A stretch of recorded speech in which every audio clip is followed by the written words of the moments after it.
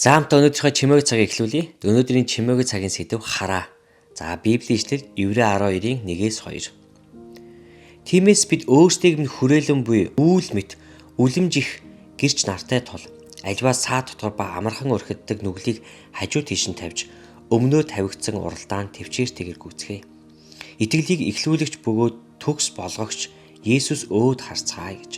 За хамтаа залбираад эхлэе. Аава би таны үгнээс суралцахаар ирлээ. Тэг өөрийнхөө үгээр үнэхээр бидэнтэй яриач. Таны үг бидний амьдрал бидний зүрх сэтгэлийг үнэхээр өөрчлөх болтугай гэж залбирч байна. Амен. Улирлын төгсгөлийн 7 хоногт Америк орон даяар дасгалжуулагчид зүрх сэтгэлдээ айдас автдаг байхаа. Дасгалжуулагчийн хувьд хамгийн чухал хэсэг бол хөгжөөн дэмжигчдийн уухай, анхаарлаа төвлөрүүлэх, тэгээд мэдээж хэрэг тоглолт байдаг. Тэмцээний өмнөх баяр наадам тамирчдын анхаарлыг сарниулах боломжтой. Гэсэн ч дасгалжуулагчид анхаарлаа төвлөрүүлж тоглолтод бэлэн байх ёстой. Амьдрал дээр янз бүрийн асуудал тулгархад бид санаа зовоон самгардаж, эсвэл өөртөө хит бардаж мөн эсэргээрээ айдас давтдаг. Сэтгэл тавгүй болох үедээ би илч Петрийн тухай боддог. Есүс усан дээгүүр алхаад өөр лүгээ ир гэж дуудсны дагуу Петр завин дээрээс буун Есүсийн зүг алхаж эхэлдэг.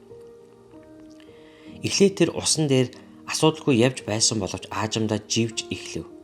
Түүний анхаарал өөрчлөгдсөн тул тэр живсэн. Петр Есүс дээр төвлөрхийн оронд бусад зүйлс болох ус давлгаа, таталцлын хуйлуудад анхаарлаа хандуулав. Гэхдээ Христ үргэлж хийдэг зүйлээ л хийж Петрийг аюулгүй газарт аваачсан билээ. Ихэнх дасгалжуулагч нарт Петртэй адил зүйл тодорхой хэмжээнд гардаг. Бид тамирчидаа Есүсийн хайрыг хуваалцаж, залуу хүмүүсийн амьдралд өөрчлөлт авч ирнэ гэж найддаг. Гэсэн хэдий ч бид нэр хүнд, ялалтын хувь хэмжээ, тоглолт бүрийг дагалдаг үйл ажиллагаа гэх мэт бодит асуудалд анхаарлаа хандуулдаг. Энэ үедээ бид хурдан живнэ. Харин бидний хийх ёстой зүйл бол Есүс рүү эргэж харах явдал юм. Тэмцээний 7 хоногт тамирчид анхаарал сарних, өөр зүйл сатаарах үед бид эмзэглэж магадгүй.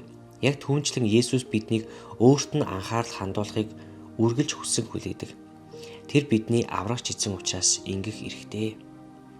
Сургаалт төгс 17-гийн 24. Ухаарагчийн өмнө мэрэгүү ухаан, мунхагийн хараанд газрын хязгаар гэж байна. Матай 14-ийн 22. Тэр даруй Есүс хорсон олныг тараан явуулах зур шав нараа завинд суулгаж нөгөө ирэг рүү төрүүлэн явуулав. Хорсон олныг явуулсны дараа тэр залбирахаар уулууд ганцаараа явжээ. Орой болоход тэр тэнд ганцаараа байваа. Амен. За тэгээд эзний үг үргэлжлүүлэн та бүхэнтэй ярих болтугай. Бурхан ивэг